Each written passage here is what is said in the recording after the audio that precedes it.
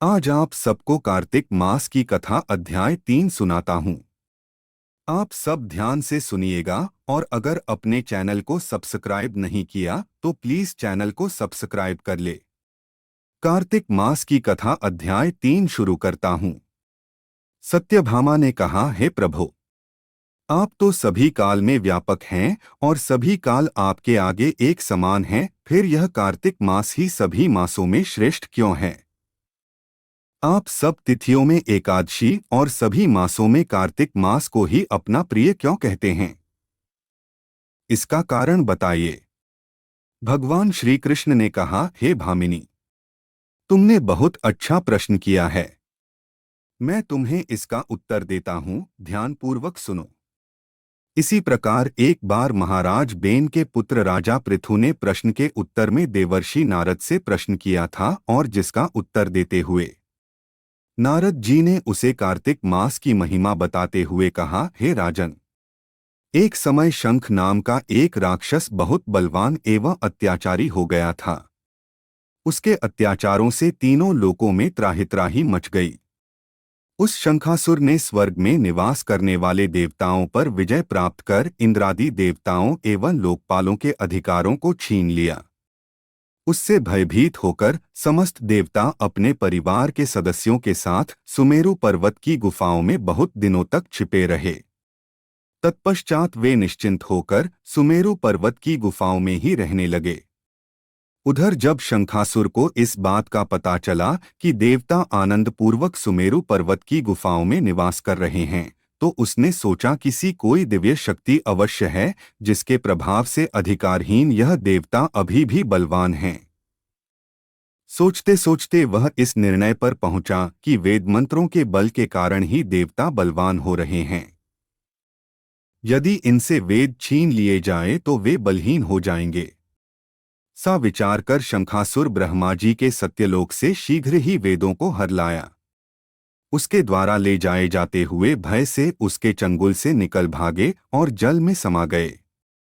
शंखासुर ने वेद मंत्रों तथा बीज मंत्रों को ढूंढते हुए सागर में प्रवेश किया, परंतु न तो उसको वेद मंत्र मिले और न ही बीज मंत्र। जब शंखासुर सागर से निराश होकर वापस लौटा तो उस समय ब्रह्मा जी पूजा की सामग्री लेकर सभी देवताओं के साथ भगवान विष्णु की शरण में पहुंचे और भगवान को गहरी निद्रा से जगाने के लिए गाने बजाने लगे और धूपगंध आदि से बारंबार उनका पूजन करने लगे। धूप दीप नैवेद्य आदि अर्पित किए जाने पर भगवान की निद्रा टूटी और वह देवताओं सहित ब्रह्मा जी को अपना पूजन करते हुए देखकर बहुत प्रसन्न हुए तथा कहने लगे, मैं आप लोगों के इस कीर्तन एवं मंगलाचरण से बहुत प्रसन्न हूँ। आप अपना अभीष्ट वरदान मांगिए, मैं अवश्य प्रदान करूँगा। जो मनुष्य आश्विन शुक्ल की एकादशी से देवोत्थान एकादशी तक ब्रह्म मुहूर्त में उठकर मेरी पूजा करेंगे, उन्हें तुम्हारी ही भांति मेरे प्रसन्न होने के कारण सुख की प्राप्ति होगी।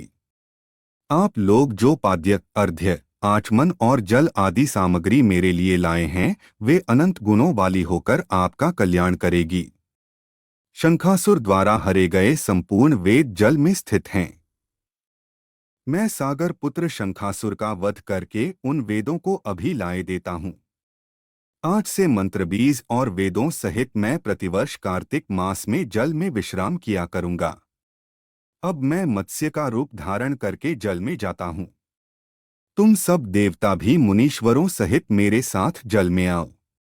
इस कार्तिक मास में जो श्रेष्ठ मनुष्य प्रातः काल स्नान करते हैं, वे सब यज्ञ के अवभृत स्नान द्वारा भली भांति नहा लेते हैं। हे देवेंद्र, कार्तिक मास में व्रत करने वालों को सब प्रकार से धन पुत्र पुत्री आदि देते रहना और उनकी सभी आपत्तियों से रक्षा करना।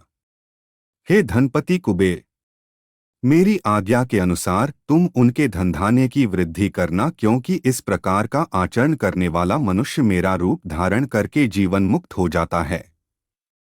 जो मनुष्य जन्म से लेकर मृत्यु पर्यंत विधिपूर्वक इस उत्तम व्रत को करता है, वह आप लोगों का भी पूजनीय है।